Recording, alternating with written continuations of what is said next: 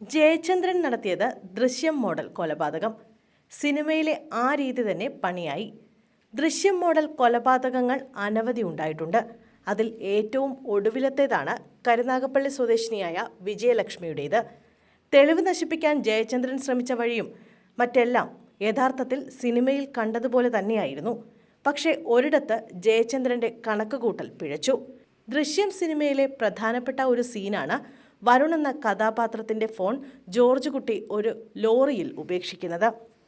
വിജയലക്ഷ്മിയുടെ കൊലപാതകത്തിന് ശേഷം ജയചന്ദ്രനും ഇതേ രീതിയാണ് പരീക്ഷിച്ചത്. എറണാകുളം ഡിപ്പോയിലെ ഒരു ബസ്സിൽ ജയലക്ഷ്മിയുടെ ഫോൺ ഉപേക്ഷിച്ച ശേഷം ഒന്നും അറിയാത്തതുപോലെ ജയചന്ദ്രൻ പഴയ ജീവിതത്തിലേക്ക് കടന്നു. എന്നാൽ ഈ ഫോൺ ലഭിച്ച കണ്ടക്ടർ അത് പോലീസിന് കൈമാറിയതോടെ നിർണായകമായ തെളിവുകൾ ലഭിക്കുകയായിരുന്നു. ഇവിടെയാണ് ജയചന്ദ്രൻ്റെ കണക്കുകൂട്ടലുകൾ തെറ്റിയത്. ഇരുവരും തമ്മിലുള്ള സന്ദേശങ്ങൾ വഴി വിജയലക്ഷ്മി അവസാനം സംസാരിച്ചത് ജയചന്ദ്രനോടാണെന്ന് പോലീസ് സ്ഥിരീകരിച്ചു. അങ്ങനെ ഒരു ക്രൂര കൊലപാതകത്തിന്റെ ചുരുളഴിഞ്ഞു. ചുരുക്കത്തിൽ ആളുകൾ കയറിയിറങ്ങുന്ന ബസ്സിൽ മൊബൈൽ ഉപേക്ഷിച്ച ജയചന്ദ്രന്റെ നടപടിയായിരുന്നു പോലീസിനെ ഏറെ സഹായിച്ചത്. ഫോണിലെ തെളിവുകളെല്ലാം ശേഖരിച്ച ശേഷം പോലീസ് നേരെ പോയത് അമ്പലപ്പുഴയിലെ ജയചന്ദ്രന്റെ വീട്ടിലേക്കാണ്. ജയചന്ദ്രൻ കടലിൽ പോയിരുന്ന ആ സമയത്ത് അവിടെ ആകെ ഉണ്ടായിരുന്നത് അയാളുടെ ഭാര്യ സുനിമോൾ മാത്രം. എന്നാൽ പോലീസിന്റെ മുൻപാകെ സുനിമോൾ തനിക്ക് ജയചന്ദ്രന്റെയും വിജയലക്ഷ്മിയുടെയും ബന്ധം അറിയാമെന്ന് തുറന്നു പറഞ്ഞു. ജയചന്ദ്രൻ വിജയലക്ഷ്മിയെ കണ്ടതും പരിചയപ്പെട്ടതുമെല്ലാം കരുനാഗപ്പള്ളിയിൽ വെച്ചാണെന്നും സൗഹൃദം ദൃഢമാണെന്നുമെല്ലാം സുനിമോൾ പറഞ്ഞു. വിജയലക്ഷ്മിയെ താൻ നേരിട്ട് പോയി കണ്ടപ്പോൾ ജയചന്ദ്രൻ തന്നെ സ്നേഹിക്കുന്നുണ്ടെന്ന് അവർ പറഞ്ഞിരുന്നതായും സുനിമോൾ വെളിപ്പെടുത്തി. ഇതോടെയാണ് വിജയലക്ഷ്മിയുടെ മിസ്സിംഗ് കേസ് അന്വേഷിക്കുകയായിരുന്ന പോലീസിന് കാര്യങ്ങൾ എളുപ്പമായത്.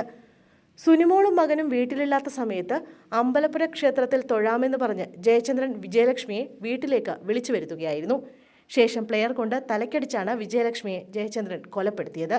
വിജയലക്ഷ്മിക്ക് മറ്റൊരാളുമായി ബന്ധമുണ്ടെന്ന് സംശയിച്ചായിരുന്നു കൊലപാതകം. ഇതിനെ സംബന്ധിച്ച എല്ലാ തെളിവുകളും പോലീസ് ജയചന്ദ്രന്റെ വീട്ടിൽ നിന്നും കണ്ടെത്തിയിരുന്നു. വീടിന് പിന്നിൽ 5 മീറ്റർ അകലെയുള്ള ഒരു ഒഴിഞ്ഞ പറമ്പിലായിരുന്നു ജയചന്ദ്രൻ മൃതദേഹം കുഴിച്ചിട്ട് കോൺക്രീറ്റ് ചെയ്തത്. അതും പക്ക ദൃശ്യം മോഡൽ. ഇവിടം വരെ മൃതദേഹം ജയചന്ദ്രൻ എങ്ങനെ എത്തിച്ചു എന്നതും ആരും ഇത് കണ്ടില്ലേ എന്നതുമാണ് പോലീസിനെ കുഴയ്ക്കുന്ന സംശയങ്ങൾ. കുഴിക്ക് വലിയ ആഴമുണ്ടായിരുന്നില്ല. മാത്രമല്ല പൂർണ്ണ നഗ്നമാക്കിയ ശേഷം കുഴിച്ചിട്ട മൃതദേഹം നേരെയുമായിരുന്നില്ല കിടന്നിരുന്നത്. ജയചന്ദ്രന് ആരുടെയെങ്കിലും സഹായം ലഭിച്ചിരുന്നു എന്ന സംശയത്തെ പോലീസ് അതിനാൽ തന്നെ ഗൗരവമായി തന്നെ അന്വേഷിക്കുന്നുണ്ട്.